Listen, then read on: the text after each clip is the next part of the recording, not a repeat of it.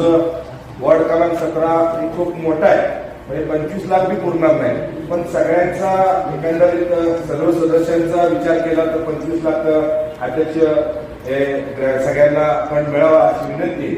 दुसरं, पाण्याचा प्रश्न आमच्या भागात खूप मोठा आहे.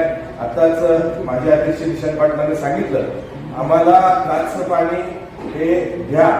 आमची मागणी आमच्या त्रिशंकू भागातल्या सर्व गोडवलीकरांचं आणि विलासपूर गोळीबारच्या भागातल्या लोकांचं मागणी आहे. आपल्याला पाणी थोडं मुबलक शिल्लक आहे, आपण इथून प्रयोजन करावं, कालचं पाणी आम्हाला मिळावं अशी विनंती आहे.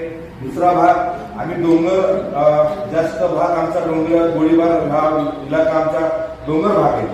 पावसाळ्यात सगळ्या घरांच्यात आमच्यात पाणी जातं, सगळ्या वडे नाले जवळजवळ सगळ्यांना पॅक करता आले. जिथं जिथं वडे नाले स्वच्छ करायचे, जिथं जिथं वडे नाले बांधायला पाहिजे, हे खास करून या बजेटमध्ये तुम्ही घेतलं नाही, पण पुढच्या बजेटमध्ये आपल्या वडे नाल्यासाठी चांगल्या पद्धतीनं निधी द्यावा अशी माझी विनंती आहे.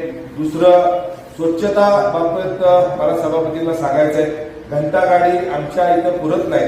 कारण की का पुरत नाही, आमचा भाग खूप मोठा आहे. आपण नगरपालिका 2 घंटागाडी देत आहे, माझ्या स्वतःची घंटागाडी 2 चालू आहे, अशा 4 घंटागाडी आहेत. पण एकूण 7 नगरपालिकेला घंटागाडी पाहिजे.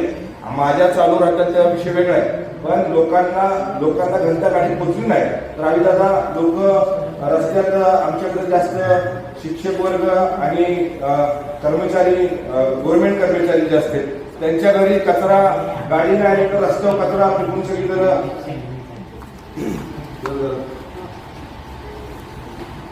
कचरा लोक गाडी फेकून जातात. त्यामुळे आपल्या इथं जास्त अडचण होती. आरोग्याचा विषय, मला कर्मचाऱ्यांना नगरपालिकेच्या सगळ्यांना अध्यक्ष तुमच्या माध्यमातून मी सांगतो, मी छोटासा नगरसेवक आहे, तुम्ही सगळे मान्यवर आहेत.